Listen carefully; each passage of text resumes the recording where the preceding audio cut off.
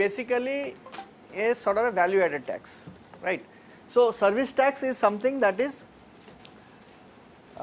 applied for any service provided or received.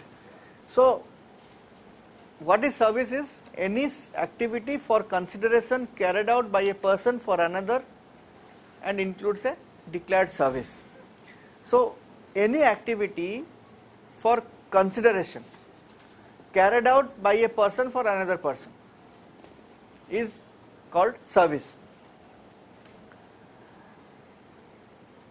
In the Finance Act 2012, in the latest the last year, all services shall be treated as taxable services except those services which are included in the negative list. So they have said every service will be covered except a list has been given which is the negative list. Now in that it says NGOs which are registered under section 12A of the Income Tax Act will be exempted, and NGOs providing charitable services as per section 2K of the Service Tax Law. Now what is 2K of the Service Tax Law? It says NGOs engaged in public health, HIV AIDS, NGOs engaged in advancement of religion, NGOs engaged in advancement of educational programs, NGOs engaged in preservation of environment and advancement of any other general public utility. This is what it says, these are included as charitable services. So these are exempted.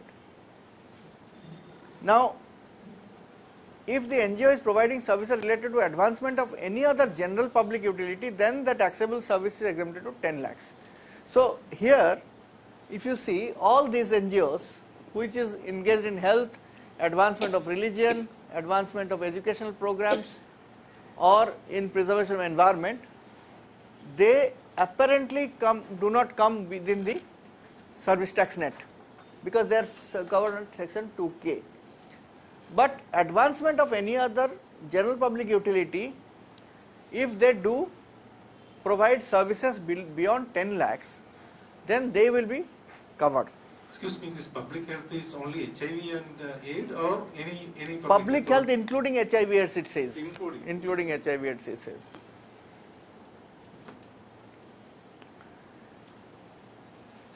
Yeah.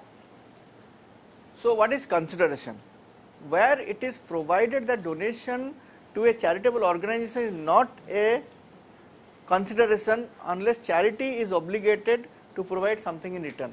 This means that if there is a donation given, it is fine. Now if you receive from a corporate a contribution or a grant, and there it says that wherever you will hold any meeting, our logo should be there, or there should be some visibility which is part of the contract, then the service tax law interprets that there is some consideration is given in return. And in those kind of situations, in this amendment in 2012 says that this is not without consideration. So therefore service tax will apply.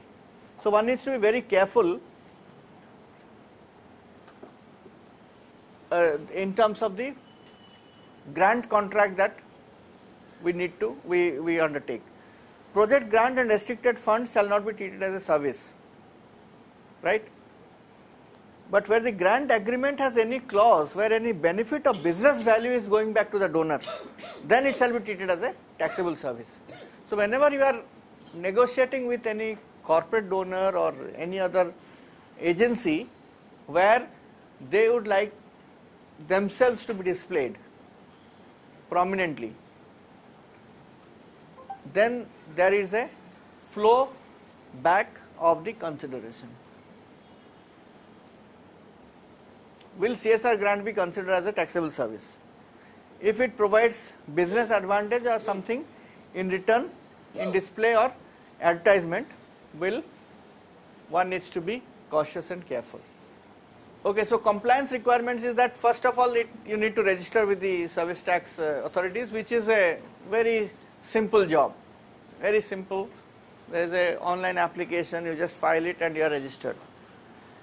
Every person who has provided taxable service exceeding rupees 9 lakhs in the preceding financial year, and of course payment is due date is 5th of the following month. Every month you have to pay the service tax collected. In case of March, should be made by 31st of March. Only in case of March it is within the financial year.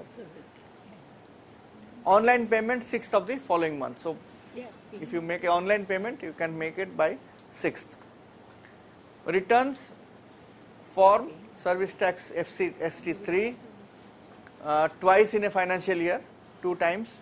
Due dates are first half year ending 30th September. It will be by 25th of October, and similarly 25th of April. So there is interest for delayed payment 13% per annum. Period of interest, number of days between actual date of payment.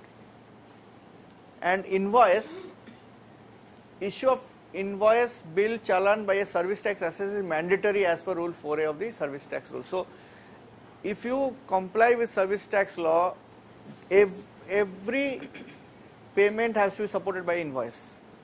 So there has to be invoice where you are charging service tax and then you are depositing it.